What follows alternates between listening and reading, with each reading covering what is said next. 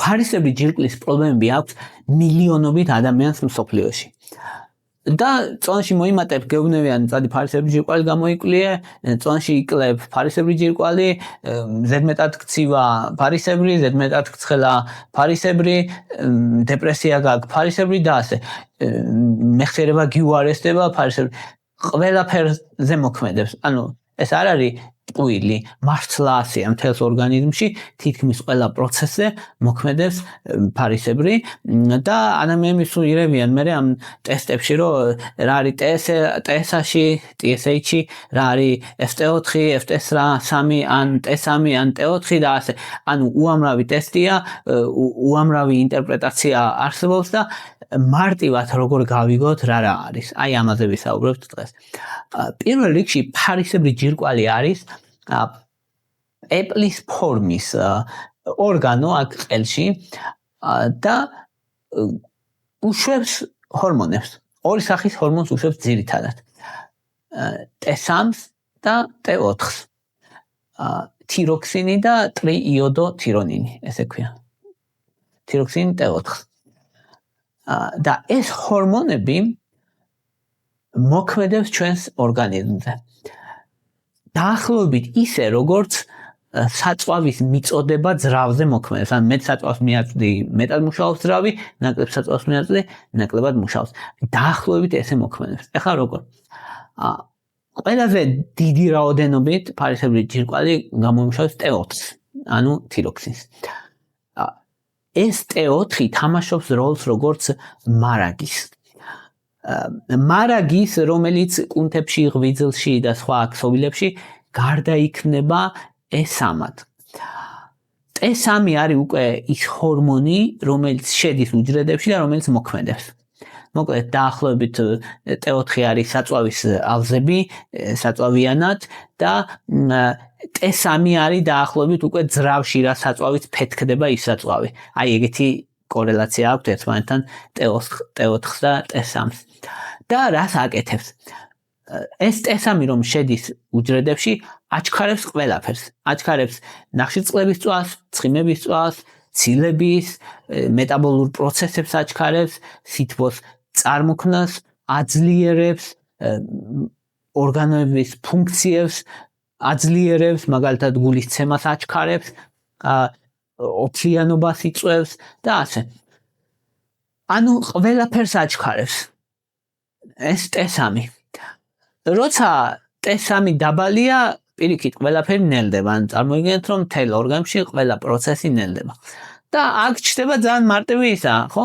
აზრი, რომ მაშინ всё ყველაფერი ვიცით რა, რომ გავზომოთ, მოდი T3, T4, თუ T3 და T4 მომატებულია, ესე იგი ეს ჰორმონები ბევრი გვაქვს, ყველაფერი აჩქარებულია, всё, ფარისებრის პრობლემაა, ხო? მაგრამ ასე არ ხდება.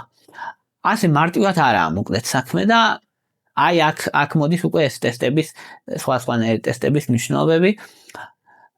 პირველი ტესტი, რომელიც გამოიყენება, არის TSH-ი ან TSH-ი, ნუ ზოგი ისე ამბობს, ზოგი ისე. ორივე მართალია. უბრალოდ ერთი ინგლისურად თუ იტყვი TSH-ია, თუ ლათინურად იტყვი უფრო TSH-ია. და ეხლა ეს თიროიდის ფარისებრი ჯირკვლის მასტიმულირებელი ჰორმონია TSH. TSH-ი წარმოიქმნება ტვინში და ჩამოდის და მოქმედებს ფარისებრი ჯირკვალზე. ეს რო წარმოიდგინეთ დაახლოებით გავს ოთახის სახლებთან, სახლის გასასვლელში რო აყენია ხოლმე, შემოსასვლელში რო აყენია ხოლმე, ძირითადად ჩამთველი ის გამორთავ, მთელ სახლში შუქი გამოირჩება, ჩართავ, მთელ სახლში შუქი ჩაირთვება. აი მაგას გავს დაახლოებით. ის აგზავნან თავის ტვინი აგზავნის სიგნალს, როგორ იმუშაოს ფარისებრმა ჯირკვალმა. ოღონ აქ არის ცოტა შებრუნებულად საქმე, რომ როცა ფარისებრი ჯირკვალი საკამარისად არ მუშაობს, თავის ტვინი აგზავნის ბევრ ჰორმონს, ბევრ TSH-ს აგზავნის, რომ მიდი იმუშავა, ეუბნება. როცა ფარისებრი ჯირკვალი მუშაობს ძალიან და ზომაზე მეტ ჰორმონს გამოყოფს, პირიქით ვარდება და ვარდება TSH-ი, მცირდება და მცირდება. დაახლოებით რო ვთქვათ ესე, რომ თუ მანქანა ძალიან ნელა მიდის, გაზზე პედალზე ფეხს აჭერ, ხო, რომ აჩქარო მანქანა. და რაც უფრო ნელა მიდის, მით მეტად აჭერ, რომ აჩქარდეს. აი ესეა ზუსტად, თუ ფარისებრი ჯირკვლის ჰორმონები დაქვეითებულია, ან ფარისებრი ჯირკვლა თუ ცუდად ფუნქციონირებს, TSH-ი იმატებს და იმატებს. და პირიქით, თუ მაგალითად ხედავ რომ მანქანა ზედმეტად ჩქარა მიდის, ვიდრე შენ გინდოდა, აუშვებ ფეხს პედალს, ხო? გალის პედალს და ტორმოზისკენ მიგებ ფეხი, მაგრამ, ამ შემთხვევაში იმაზეა საუბარი, რომ ვარდება TSH-ი ამ დროს თუ ფარისებრი ჯირკვალი ძალიან ფუნქციონირებს, ანუ პედალს უშვებ ფეხს. აი ეგ დამოკიდებულება აქვს ერთმანეთთან, ანუ უკუპროპორციული დამოკიდებულება აქვს. ახლა რატოა ესე მნიშვნელოვანი, რომ პირველ რიგში ყოველთვის TSH-ს აკეთებენ, როცა რამე ტესტი უნდა გააკეთონ ფარისებრის, ანუ თუ ესე რომ იცოდეთ, რომ აი პირველი თუ რამე ტესტი უნდა გააკეთდეს ფარისებრის, ეგრევე TSH-ი კეთდება. რატო? იმიტომ რომ TSH-ი არის ძალიან გრძნობიარე ტესტი. თუ რაღაც ისე არ არის, ეგრევე ჩანს TSH-ი. მაშინაც კი როცა მაგალითად T3, T4, FT3, FT4 ეგენი ყველაფერი შეიძლება ნორმაში იყოს, TSH-ი არ იყოს ნორმაში.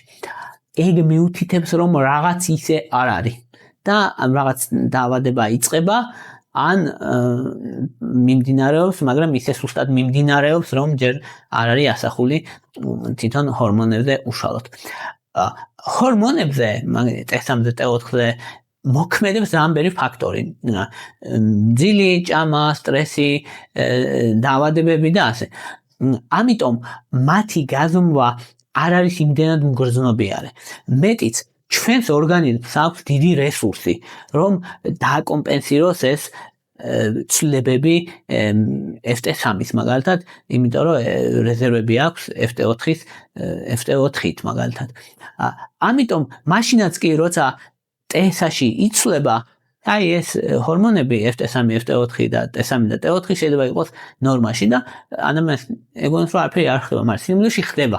აი ამიტომ გამოიყენება TSH, იმიტომ რომ ყველაზე მგრძნობიარე ტესტია. ახლა ვთქვათ, როცა TSH-ი არის მომატებული, რა ხდება ამ დროს? TSH-ი როცა მომატებულია, ეს ნიშნავს ჰიპოთირეოზს. ჰიპოთირეოზი ნიშნავს, რომ ფარისებრი ჯირკვლის ფუნქცია დაქვეითებული. ანუ TSH-ი მომატებული ნიშნავს, აქ დაქვეითებს, ანუ წინში თუ იმატებს, ნიშნავს, რომ ფარისებრი ჯირკვალი ისე არ აკეთებს რაღაცას, როგორც უნდა აკეთებდეს. შეიძლება TSH-ი იყოს მომატებული, მაგრამ ფარისებრი ჯირკვლის ჰორმონები იყოს ნორმაში. ანუ FT3, FT4 იყოს ნორმაში, ამას ქვია სუბკლინიკური ჰიპოთირეოზი. სუბკლინიკურს ეძახიან, რომ ჰორმონები ნორმაში, ადამიანს რამე სიმპტომები არ აქვს, ან ძალიან სიმპტომები აქვს, მაგრამ TSH-ი გვეუბნება, რომ რაღაც ისე არ არის. ხო, აი ამ დროს მაგალითად, თქვა TSH-ი არის მომატებული 4.5-დან 10-მდე მილი საერთაშორისო ერთეული litrზე. ანუ 4.5-დან 10-მდე თუ არის მომატებული TSH-ი, ადამიანს დაღლილობა შეიძლება კონდეს სუსტი, მშრალი კანი და გეტყვის რომ რაღაც ვერ ვიკლებ წონაში, აი ვცდილობ, მაგრამ რაღაცა ვერ ვიკლებ. TSH-ი არის მომატებული და ფარისებრი ჯირკვალი არ ფუნქციონირებს საკმარისად და არის ჰიპოთირეოზი. შეიძლება არც იყოს სიმპტომები, სუბკლინიკური ჰიპოთირეოზი. თუ TSH-ი არის 10-ზე მაღალი და ფარისებრი ჯირკვლის ფუნქციები დაქვეითებულია, ანუ T3, T4 დაქვეითებულია, ესე იგი გვაქვს გამოხატული ჰიპოთირეოზი, ანუ ფარისებრი ჯირკვლის ფუნქცია არის დაქვეითებული. მაგის სიმპტომები რა არის, რომ ადამიანი იმატებს წონაში, ისე მშრალი კანი, დაღლილობა, წონის მატება, სიცივეს ვერ იტანს, ანუ სუცივა, სხვებს რომ ცხელად, ამას მაინც ცივა, შეკრულობა და შეიძლება თქვას, რომ აი მეხსიერებაც აღარ მივარდა რაღაც ამ ბოლო ხემში, გულისცემა შენელებული აქვს, თმები ცვივა, დეპრესიულ ხასიათზეა, ეს არის ჰიპოთირეოზი. ამ დროს TSH-ი მომატებულია ძირითადად 10-ზევით და FT4 არის დაკლებული. ეხლა ამ FT4-მა, FT3-მა, T4-მა არ დაგაბნიოთ, ძალიან მარტივად ავხსნით, უბრალოდ ეს კომბინაციები არის კლასიკური და ამიტომ ვამბობ, თორე ავხსნი მაგებსაც რა არის და ძნელი არ არის არაფერი მაგაშით. თუ კი TSH-ში არის ძალიან მაღალი 50-ზე ზევით, ეს არის ძალიან მნიშვნელოვანი ჰიპოთირეოზი და ამ დროს ადამიანს უშუპდება იმ ყველა სიმპტომთან ერთად, რაც ვთქვით, უშუპდება სახე, თვალები, მეხსიერების დაქვეითება, დაბნეულობა, გონების პრობლემებიც შეიძლება დაემართოს და კომაც კი შეიძლება დაემართოს, თუკი მიქსედემური კომა ქვია, ძალიან თუ დიდი ხნის განმავლობაში ფარისებრი ჯირკვლის ფუნქციები დაქვეითებულია, ის არ მოსულა, რომ ფარისებმა არ იმუშაოს და ადამიანი კარგად იყოს, არა, ადამიანი კარგად ვერ იქნება. თუ ფარისებრის ჰორმონები ადამიანს არ აქვს, ადამიანი კარგად ვერ იქნება და შეიძლება მოკვდეს კიდევაც, თუკი ეს ჰორმონები ან გარედან არ მივაწოდეთ, ან ფარისებრის ფუნქცია თუ არ აღდგა. ახლა რა ხდება TSH-ში პირიქით თუ არის დაბალი. TSH-ში თუ არის 0.1-დან 0.4-მდე, ან დაბალია, მაგრამ ისე არ არა, ძალიან არა, მაგრამ არის დაბალი. ამ დროს ადამიანს შეიძლება სიმპტომები არ ჰქონდეს. ან სუბუქი სიმპტომები ჰქონდეს, რაღაც ნერვიული იყოს უფრო მეტად, შფოთავდეს უფრო მეტად ადამიანი, გეუბნებოდეს, რომ გულის აჩქარებები მაწუხებს რაღაც, ან ვერ ვიძინებ, TSH-ში არის დაბალი და ამ მდგომარეობას ქვია ჰიპერთირეოიდიზმი. თუ TSH-ში არის დაბალი, მაგრამ FT4, FT3 არის ნორმაში, ამას ქვია სუბკლინიკური ჰიპერთირეოზი. ახლა ეს რა არის, რომ კი ჰიპერთირეოზი ან ფარისებრი ჯირკვლის ფუნქცია მომატებულია, ფარისებრი ჯირკვლის ფუნქცია მომატებულია, მანქანა ძალიან ჩქარა მიდის და ამიტომ პედალზე ფეხი აუშვით. ამიტომ რომ დავარდა TSH-ში. და ადამიანს შეიძლება ჰქონდეს ეს მსუბუქი სიმპტომები, შეიძლება არც ჰქონდეს. თუ ნორმაშია FT4, FT3, შეიძლება არც ჰქონდეს სიმპტომები, მაგრამ TSH-ში გვეუბნებოდეს, რომ რაღაც ისე არ არის და მოემზადე, იმიტომ რომ შეიძლება დაავადება განვითარდეს. თუ TSH-ში არის 0.1-ზე დაბალი და FT4, FT3 მომატებულია, ადამიანს უკვე გამოკვეთილი სიმპტომები აქვს ამ დროს. წონში იკლებს, მიუხედავად იმისა, რომ კარგი მადა აქვს. სიცხეს ვერ იტანს, საერთოდ ვერ იტანს სიცხეს, ძალიან გეუბნები, რომ ცუდად ვარ სიცხეში. გულისცემა აქვს აჩქარებული. ნერვიული ხდება და ნერვიულობს. აქვს გაღიზიანებულია, ადვილად ვიღიზიანდება და ზოგჯერ აქვს ფაღარათიც. ეს ყველაფერი მიუთითებს, რომ TSH-ში არის დაბალი და ჰორმონები, ფარისებრის ჰორმონები აქვს მომატებული. სიმპტომები არის ძალიან ძლიერი და გამოკვეთილი, თუ TSH-ში არის 0.01-ზე დაბალი, ეს მიუთითებს ძლიერ ჰიპერთიროიდიზმზე და კუნთების სისუსტე, ან სუსტად გრძნობს ადამიანი თავს, წონაში კლება მნიშვნელოვანი შეიძლება დაიკლოს, გულისცემა აჩქარებული აქვს სულ და თვალები გამოწეული, გეგონება გადმოკარკლული, ცუდი გაგებით არ ვამბობ, რა თქმა უნდა, უბრალოდ ახასიათებს ამ დაავადებას და ესე აღწერენ ხოლმე ჩვეულებრივ ადამიანები, ოდნავ გამოწეული ან წინ თვალები მიუთითებს იმაზე და მოусვენად არის ადამიანი, გაღიზიანებული ადამიანი. ასაკოვნებში ამან შეიძლება გულის უკმარისობაც გამოიწვიოს, ამიტომ ძალიან დავარდნილი TSH-ში ყოველთვის საყურადღებოა, ნიშნავს ჰიპერთიროიდიზმს. მეორე ყველაზე ხშირი ტესტი, რაც გამოიყენება ფარისებრის სისხლის ტესტებს, როცა ვაკეთებთ, არის FT4. FT4 არის თავისუფალი თიროქსინი. ეხლა რას ნიშნავს ეს? უბრალოდ T4-იც გვაქვს და FT4-იც გვაქვს. T4-ს ეძახიან საერთო თიროქსინს და რას ნიშნავს? ფარისებრი ჯირკვალი ხო გამოიმუშავებს ამ ჰორმონებს, ორნაირ ჰორმონს გამოიმუშავებს, T4-ს და T3-ს. T4-ს გამოიმუშავებს ბერს, T4 არის რეზერვივით მოკლედ რა. და T3 უკვე ის აქტიური ფორმა, რომელიც მიდის და უჯრედებში პირდაპირ შედის. T4 99%-თან T3-ც 99% არის შეკავშირებული ცილებთან. ესე გადაადგილდება, შეუკავშირდება ცილებს და ესე დადის სისხლში რა. მაგრამ სამ ცილებთან არის შეკავშირებული, მას არ აქვს აქტიური დანიშნულება, ანუ პასიურ მდგომარეობაშია. ამიტომ მოფუნქციონირე არის ის, რომელიც არ არის ცილასთან შეკავშირებული. აი ასეთს, რომელიც არ არის ცილასთან შეკავშირებული, ამას ეძახიან free T4-ს ან free T3-ს. ანუ თავისუფალი T3 ან თავისუფალი T4. აი ამიტომ არის, რომ T3 T4-იც გვაქვს და FT3 FT4-იც გვაქვს. ანუ სინამდვილეში ჩვენ უყურებთ free-ს ან თავისუფალს, FT3-ს და FT4-ს და არა T3-ს და T4-ს. რატო? უფრო მეტად თან უყურებთ FT4-ს, იმიტომ რომ FT4 არის მეორე ყველა მგრძნობიარობით, იმიტომ რომ FT4 არის თავისუფალი T4. ეს არის რეზერვი და ეხლა როგორ არის, რომ შეიძლება საწვავი ამომეწუროს, მაგრამ ძრავში ნარჩენი ბენზინი იყოს და მაინც ფუნქციონირებდეს ძრავი. ამასობაში რეზერვები აქვს მეწურება. ანუ FT4 უფრო მგრძნობიარია რა, გეუბნება რომ არაშია საქმე, მართლა რამე ხდება, იქ შეიძლება სტრესის გამო, იმის გამო, შეიძლება პირიქით ამის რეზერვები მეწურება, მაგრამ FT3 მაინც ნორმაშია, იმიტომ რომ ორგანიზმი აკომპენსირებს სულ ამას და ცდილობს, რომ FT3 ანუ ნორმალური ფუნქცია შეინარჩუნოს სხეულის და ამიტომ FT3 მაქსიმალურად ცდილობს, რომ ნორმალური რაოდენობით იყოს და ამ დროს FT4 იწურებს. ანუ FT4 უფრო ინფორმატიულია. FT4-ის გაზომა ამიტომ არის, რომ უფრო მნიშვნელოვანია FT4-ს განსაკუთრებით ადრეულ სტადიებზე, როცა არის ჰიპოთირეოზი და ფარსების ფუნქცია დაქვეითებულია, FT4 შეიძლება იყოს დაკლებული, FT3 შეიძლება იყოს ნორმაში.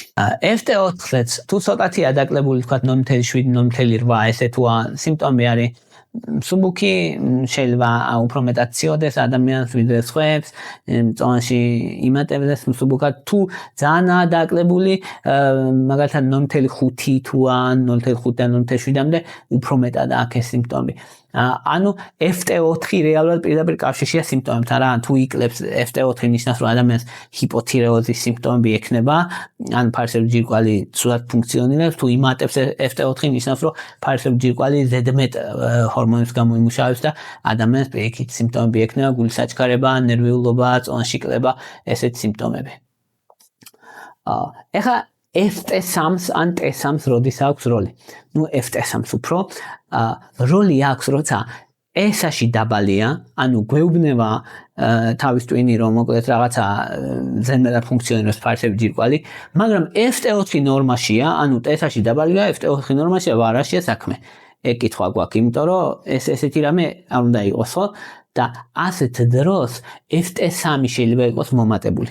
ამას ქვია T3 ტოქსიკოზი. ესე ქვია, რას ნიშნავს, რომ ანუ FT4 ნორმაშია, ადრეული სტადიაა ჰიპერთირეოიდიზმის, ამ შემთხვევაში უმეტესად გრეივსის დაავადების ან ტოქსიკური კვანძია შეიძლება ზედმეტ ჰორმონებს გამოიმუშავებს და S3-ზეა ისახება. ანუ ადამიანს აქვს სიმპტომები, S-ში დაბალია, FT4 ნორმაშია, ეს არასრულ ცოდნას გვაძლევს, ამიტომ FT3-ს ვუყურებთ, რომ იქ რა ხდება. თვითონ მოფუნქციონირე ჰორმონი რა შრება და ის შეიძლება იყოს მომატებული, ან ცოტათი მომატებული, ან ზედაზღვართან ახლოს იყოს, მაინც შეიძლება გქონდეს სიმპტომები. ანუ ძალიან დიდი მნიშვნელობა აქვს ამ შემთხვევაში, როცა მომატებულია ფარსული ჯირკვლის ფუნქცია. განსაკუთრებით ადრეულ სტადიებზე FT3-ის გაზომვას ამ დროს აქვს აზრი. FT3-ის გაზომვას ასევე აზრი აქვს აუხსნელი სიმპტომების დროს, რომ აი ადამიანს ეს გაღიზიანება, წონაში კლება, გულის აჩქარებები, არითმიები და ასე არ იხსნება არაფრით FT3-თან მივდივარ, აბა რა ხდება იქ.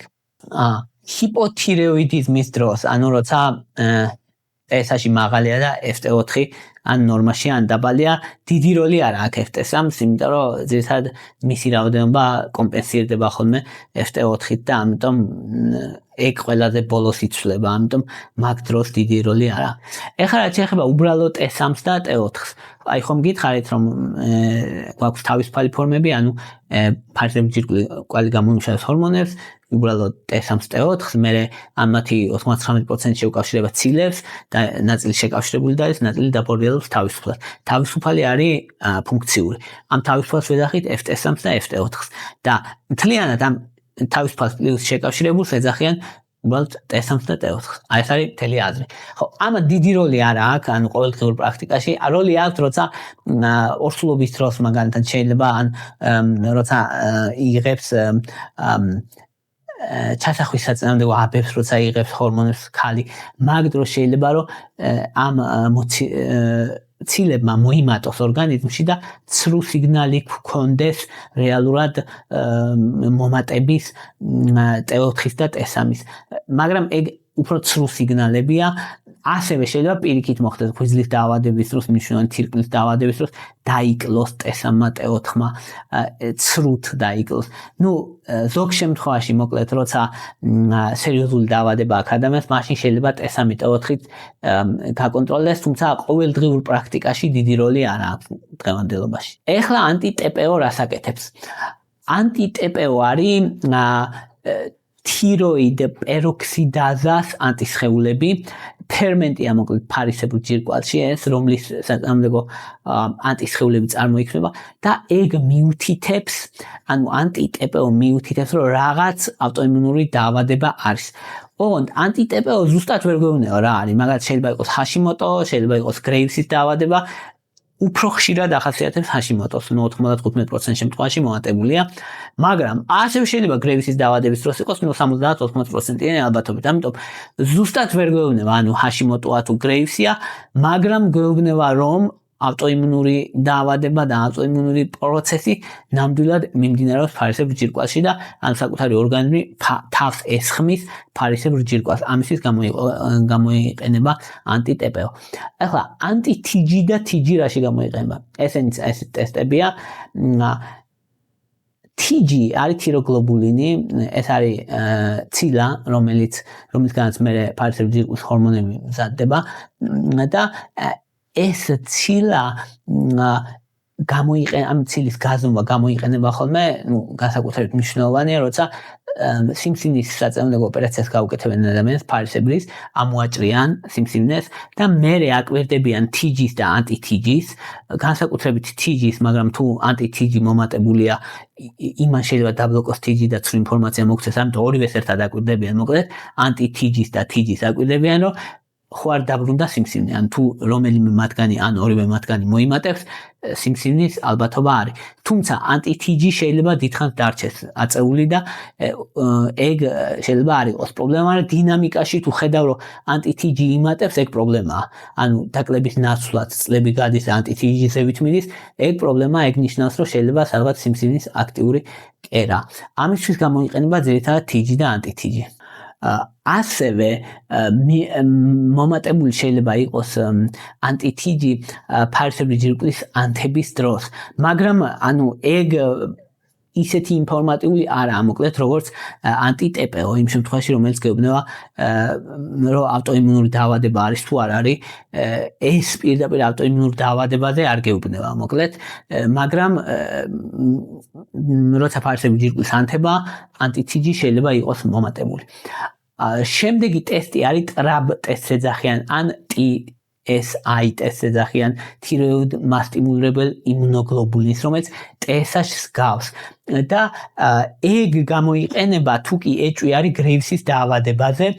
გრეივსის დაავადებისთვის არის სპეციფიური ეგ ტესტი. ანუ თუ კი TSH-ი ძალიან დაბალია, FT4, FT3 მომატებულია, ეჭვი გვაქვს გრეივსის დაავადებაზე, მაშინ ვაკეთებთ მაგ ტესტს, რომ კონფირმაცია გავაკეთოთ, რომ აი ნამდვილად გრეივსის დაავადებაა და განსაზღვროთ გრეივსის დაავადებაა თუ მაგალითად სხვა მიზეზით არის მომატებული ფარისებრი ჯირკვლის ფუნქცია, მაგალითად თიროიდიტია ავტოიმუნური თუ ის არის გრეივსის დაავადება. აი ამისთვის ვაკეთებთ აი ამ TSI-ს ან ტრაბ ტესტს. ხო. და ბოლო ტესტი არის კალციტონინი. კალციტონინი ზოგადად ხშირად არ კეთდება. ეს არის ჰორმონი, რომელსაც სიუჯრედები ფარისებრის გამო იმუშავებენ და კალციტონინი მომატებულია, როცა გვაქვს მედულარული კარცინომა, ანუ მედულარულ კარცინომაზე თუ არის ეჭვი, როცა ან შობელს ქონდა მედულარული კარცინომა, ფარისებრი ჯირკვლის სიმსივნის ტიპია ეს. და ესეთი სიმსივნე თუ ქონდა შობელს, ან MEN2 სინდრომი თუ აქვს ადამიანს, გენეტიკური მდგომარეობა, მაშინ კეთდება ხოლმე კალციტონის ტესტი, რომ ადრეულად შეამჩნიონ ეს სიმსივნე არსებობს თუ არა, ანუ ეს სიმსივნე გამოიმუშავებს ხოლმე აი ამ ჰორმონს და იმისთვის კეთდება, რომ სანამ თუნდაც ულტრაბგერაზე შესამჩნევი გახდება სიმსივნე, შეიძლება კალციტონინი იყოს მომატებული და ამ დროს კეთდება.